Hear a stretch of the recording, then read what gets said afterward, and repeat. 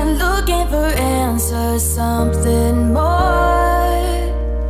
Holding the past in my hands, now I'm fighting for someone I've ignored. To find who I am, and I've been taking all the time I need to get back to me. Hello, j'espère que tu vas bien. On se retrouve aujourd'hui pour une nouvelle vidéo et pour parler de bien-être, de self-care. Clairement, si tu me suis sur les réseaux sociaux, tu as dû voir qu'en janvier, j'avais passé une période franchement pas cool. Voilà, j'étais vraiment pas bien et ça a été voilà, un raz-de-marée d'émotions négatives et les digues ont tout simplement rompu. Et depuis, voilà, je travaille sur moi-même. Voilà, je pense qu'il fallait que ces digues en fait rompent pour qu'elles emportent avec elles en fait toute la négativité, la toxicité dans laquelle je vivais en fait dans mon environnement. Et voilà, comme ça emporte tout, c'est un raz-de-marée et on peut repartir sur des bases saines, propres et vraiment ouais, repartir sur des bases saines, c'est le cas de le dire.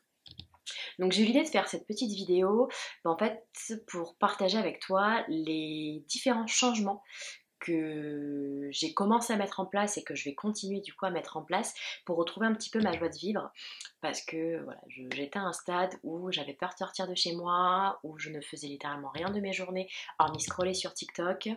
Voilà, je mangeais pas ou très peu ou de la merde, on va pas se mentir. Ouais, je restais dans mon lit, mon appart était dans un état déplorable, à tel point que hier, voilà, donc la veille du tournage de cette vidéo, j'ai littéralement passé la journée à cleaner mon appart. Je ne te raconte même pas le nombre de sacs poubelles qui sont partis. J'ai d'ailleurs le coffre plein de choses pour la déchetterie. Mais voilà, faire le vide pour repartir sur des bases saines, c'est un peu mon mood là de cette fin de mois de février. Donc j'avais envie de partager avec toi les 8 changements à mettre en place pour retrouver la joie de vivre, donc des changements que moi-même je mets en place et que tu pourrais éventuellement mettre en place et qui pourraient te faire du bien. Parce que mon mantra de 2023, c'est self-care is not selfish. Voilà, le self-care sera vraiment au cœur de tout ce que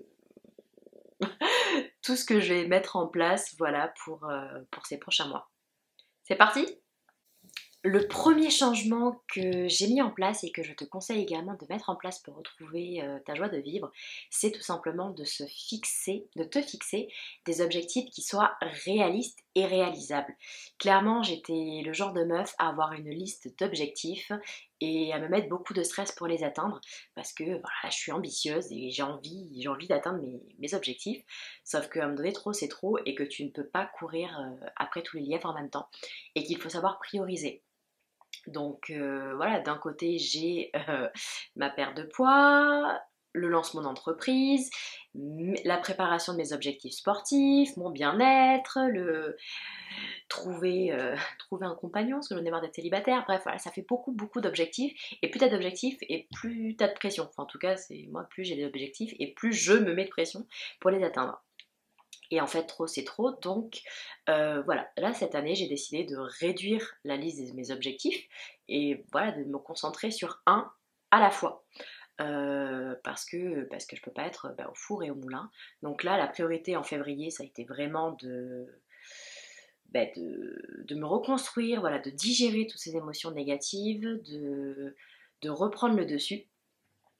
Voilà, et de commencer à me créer une routine un peu plus healthy, dans le sens où voilà, j'étais pas submergée par le travail, je trouvais du temps pour moi, je trouvais du temps pour aller m'entraîner, je trouvais du temps pour cuisiner, voilà, et vraiment prendre du temps pour moi et arrêter de m'oublier en fait derrière derrière mes objectifs tout simplement.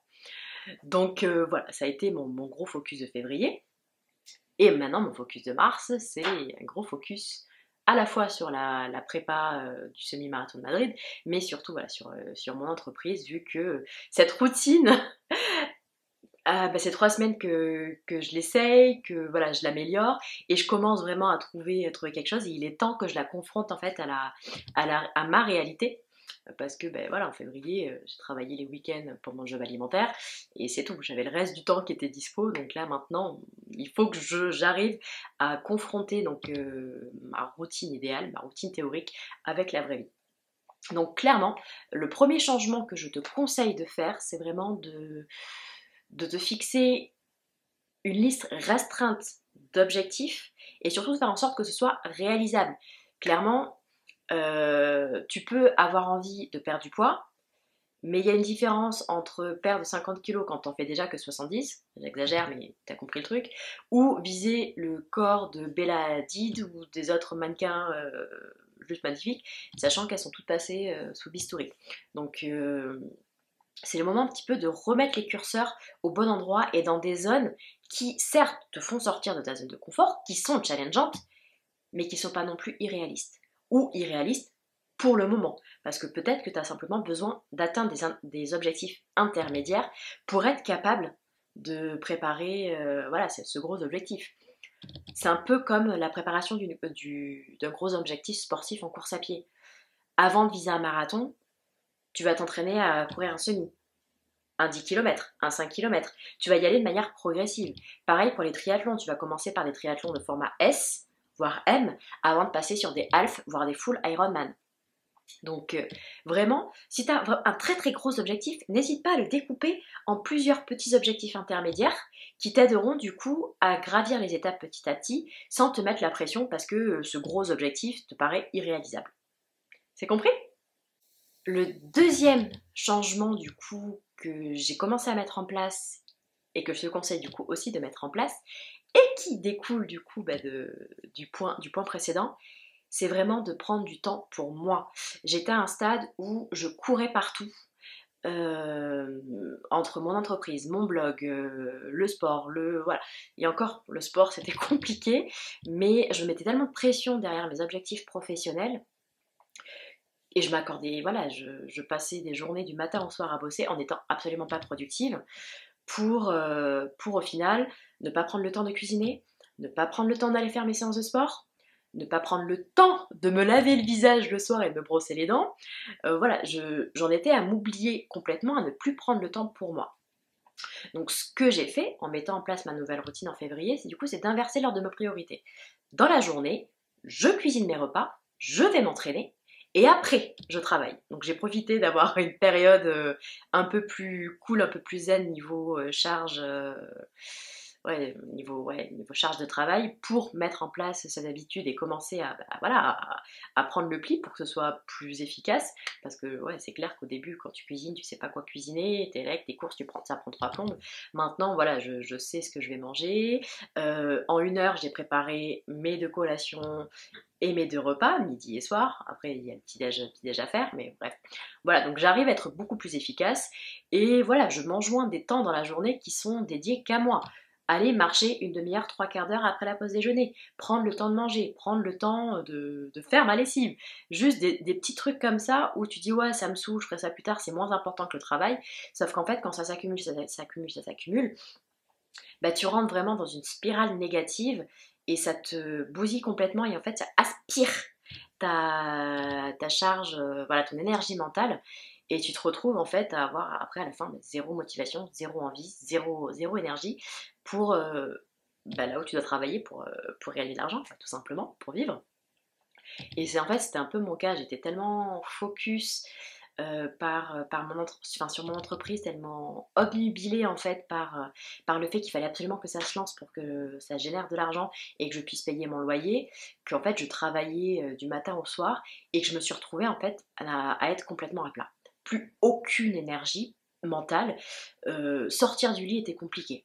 J'étais arrivée à ce point-là parce que voilà, en fait, je ne m'accordais zéro moment pour recharger les batteries. Donc, mais les batteries mentales, parce que physique, moi je dormais, je respectais mes 7 heures minimum de sommeil. Mais voilà. Donc maintenant, je m'enjoins des temps dans la journée où je prends soin de moi et ça passe par bien manger, aller faire mon sport, aller voilà, prendre un quart d'heure pour faire ma skincare, prendre 10 minutes pour ranger, enfin en tout cas là c'est maintenant ce que je vais faire vu que j'ai passé une journée complète à cliner mon appart et que c'est hors de question que ça revienne le bordel comme c'était avant, donc on va ranger petit à petit et nettoyer parce que là c'est un tel bonheur de voir tout nickel que je ne veux plus repartir dans le bordel que c'était juste avant. Donc clairement, pour retrouver ta joie de vivre, prends du temps pour toi. On l'a dit, self-care is not selfish. Tu admires mon accent anglais? Donc vraiment, prends du temps pour toi pour faire, ouais, pour te chouchouter. Et c'est pas du temps perdu. C'est du temps où tu vas recharger tes batteries mentales.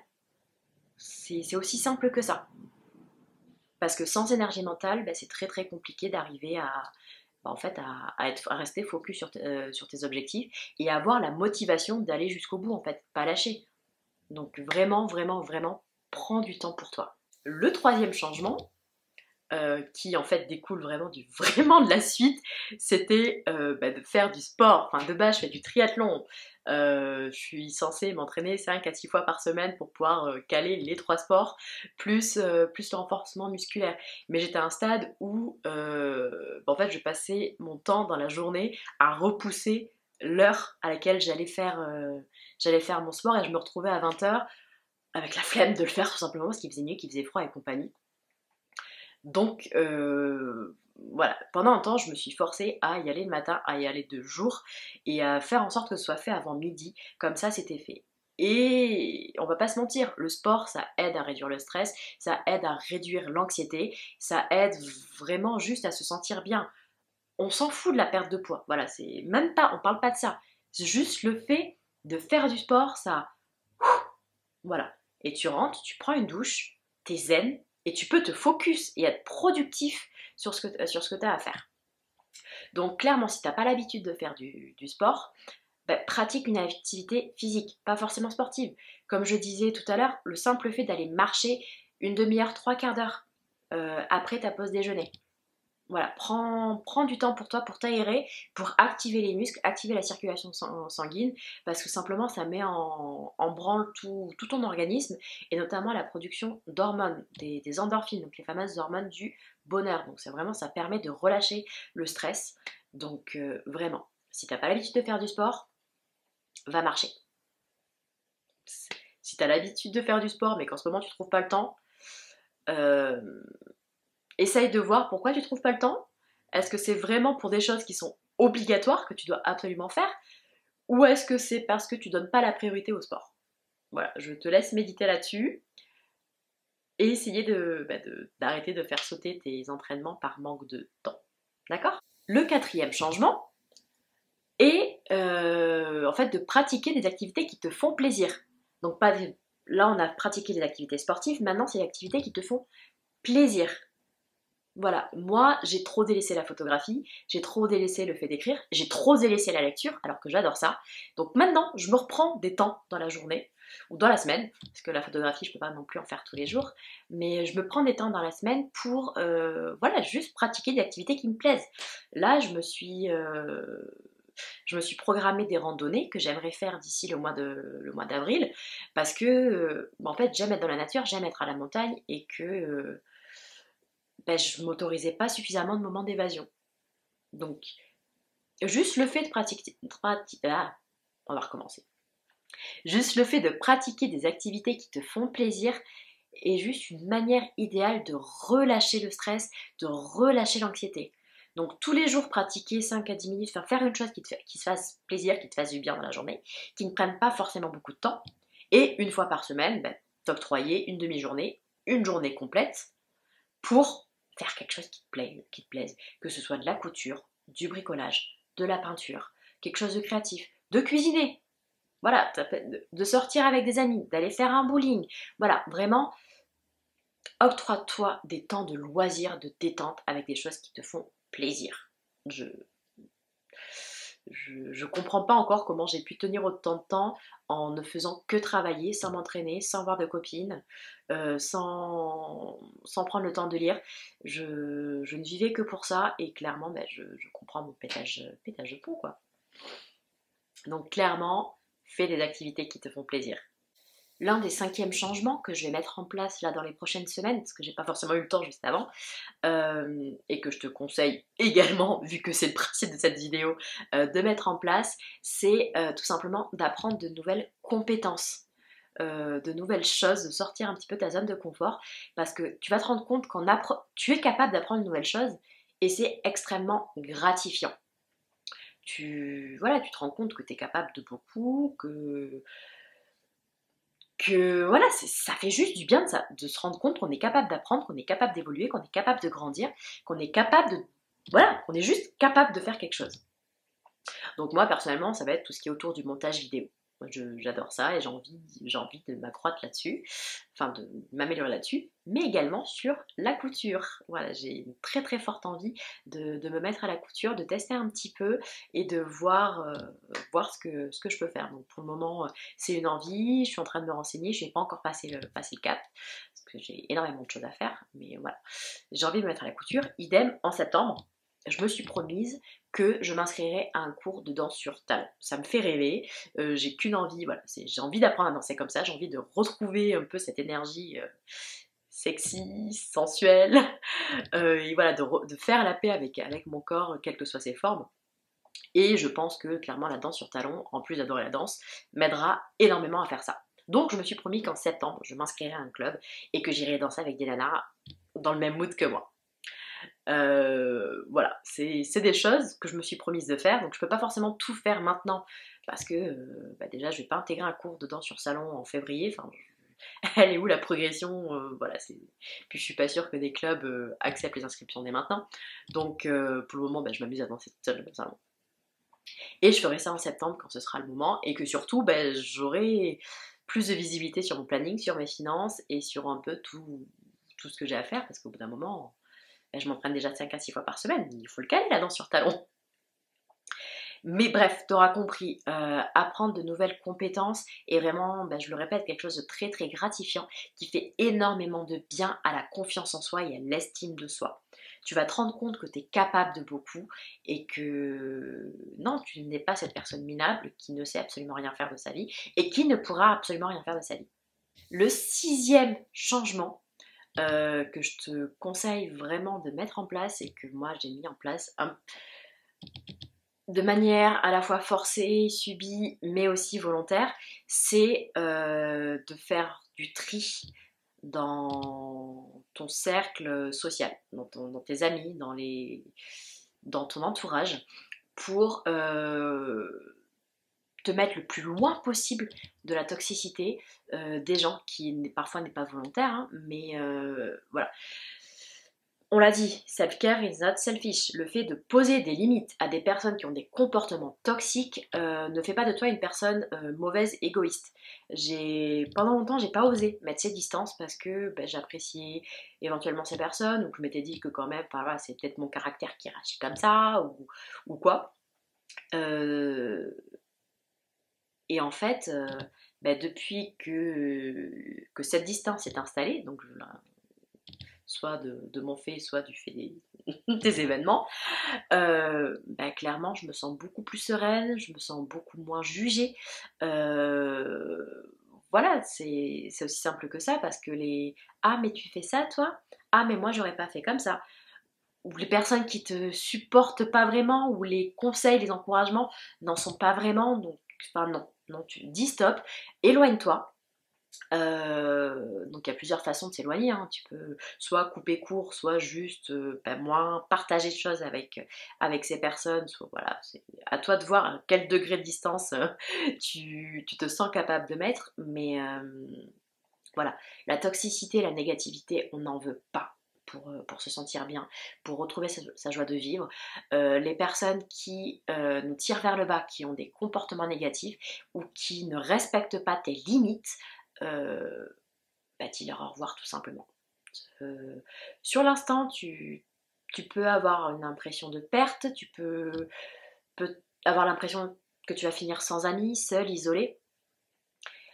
Mais en fait, l'adage vaut mieux être seul que mal accompagné n'a jamais été aussi vrai.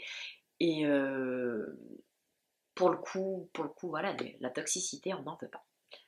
Donc voilà, ça c'est été le premier, là j'en parle que maintenant, mais ça a été le premier changement que j'ai fait et que j'ai mis un moment en fait à digérer et à me rendre compte que c'était un mal pour un bien.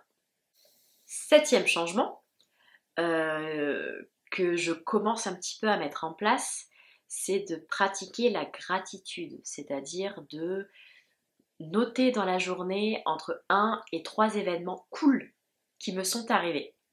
Et donc par cool, ça peut aller d'une drague pas lourde dans la vraie vie, hein, parce que clairement ça m'est arrivé cette semaine Mademoiselle, je voulais vous dire que je vous trouvais charmante, bonne journée, merci, merci, ça fait plaisir, juste, j'ai réussi à atteindre un objectif professionnel, j'ai réussi à faire cette séance de sport qui me faisait peur parce que le coach il avait mis un level un petit peu spicy. Ou voilà, juste dans la journée, de prendre le temps, le soir, de me dire ça j'ai kiffé. Et en faisant ça, en fait, tu te focalises vraiment plus sur les choses bien qui te sont arrivées. Donc tu vois le verre à moitié plein plutôt que les choses négatives. Voilà, et donc voir le verre à moitié vide. Vraiment, on veut voir le verre à moitié plein parce que c'est en voyant à moitié plein qu'on va avoir envie de le remplir, qu'on va se trouver les moyens de le remplir et que petit à petit il va se remplir jusqu'à avoir des verres totalement pleins. Alors que toujours se focaliser sur le négatif, en fait, on va voir de plus en plus de négatif et notre verre il va se vider. Donc voilà, clairement, prends le temps, voilà, pas forcément de le noter, parce que ça peut... Voilà, tu peux ne pas être quelqu'un qui écrit, mais le soir avant de te coucher, tu remémores la journée, tu te dis ça j'ai kiffé, ça j'ai kiffé, ça j'ai kiffé. Et tu verras, ça fait énormément de bien. Et le dernier changement, mais pas des moindres, pour retrouver ta joie de vivre, et que j'ai un petit peu trop oublié pendant un moment, c'est simplement d'être bienveillant envers toi-même. J'avais d'ailleurs écrit un article sur le blog. Je pense que je vais me l'imprimer et me le mettre à un endroit où je passe tout le temps pour pouvoir le lire et le relire et le re-relire. Si t'intéresse, je te mettrai le lien dans la bio. Mais voilà, sois bienveillant. Notre pire ennemi, c'est nous. Ne t'envoie pas des tacles à longueur de journée. Ça te fera pas du bien. Arrête de te dire que tu es nul, que tu sers à rien, que t'as pas réussi parfaitement à faire ça. T'as réussi autre chose. Voilà, vraiment concentre-toi sur ce que t'as réussi et prends tes erreurs, prends tes échecs avec du recul, avec un œil un peu bienveillant et tu te dis voilà, pourquoi j'ai échoué? Pourquoi je n'ai pas encore réussi à faire ça? Parce qu'il m'a manqué de compétences, de temps, d'investissement, d'argent, parce que c'est le hasard et que on n'y peut rien. Voilà, il n'y a rien de pire que de se flageller pour quelque chose dont c'est pas notre faute. Donc voilà, vraiment la bienveillance. Remets de la bienveillance dans ta vie, à commencer du coup par le regard que tu te portes envers toi-même, mais aussi dans les actions que font les autres. Parce que tu es complètement irresponsable des actions des autres et de leurs conséquences. C'est à toi, voilà. Donc prends à distance tout ceci, mets de la distance vraiment, et surtout concentre-toi sur ce que toi tu fais, ce sur quoi tu as de l'emprise pour pouvoir faire avancer les choses. Et si ça ne réussit pas du premier coup, ou si ça ne réussit pas totalement, ce n'est pas grave, parce que tu as essayé, et c'est déjà très bien, parce que combien de personnes n'essayent même pas par peur d'échouer. J'ai écouté un podcast dernièrement, et l'intervenant a eu une citation qui m'a énormément marquée. Il disait « La peur a tué plus de rêves que l'échec. » La peur a tué plus de rêves que l'échec. Voilà, l'échec c'est pas grave parce que tu apprends et ça te donne la possibilité en fait de te rendre compte de tes erreurs, de ce que tu as mal fait, de ce que tu peux améliorer pour essayer une nouvelle fois. Si tu tentes même pas, tu ne sais même pas ce que tu es capable de faire vraiment. Donc voilà, regarde-toi avec bienveillance parce que tu n'es pas parfait, voilà, tu es un être humain, c'est la base de l'être humain d'être imparfait. Mais l'imperfection n'est pas forcément mauvaise. Voilà, l'imperfection n'est pas forcément synonyme de nullité. Donc, remets de la bienveillance dans ta vie, dans ton regard et dans tes relations avec les autres. Et voilà, c'était les 8 changements que j'ai commencé à mettre en place pour retrouver ma joie de vivre et que du coup, je te conseille de mettre également en place pour retrouver la tienne, pour retrouver une certaine sérénité et un certain équilibre mental, juste une paix intérieure pour, voilà, genre simplement aller mieux. Ça va être le thème de mon année 2023. Self-care is not selfish. J'adore cette phrase qu'une de mes abonnées sur Instagram m'a dit.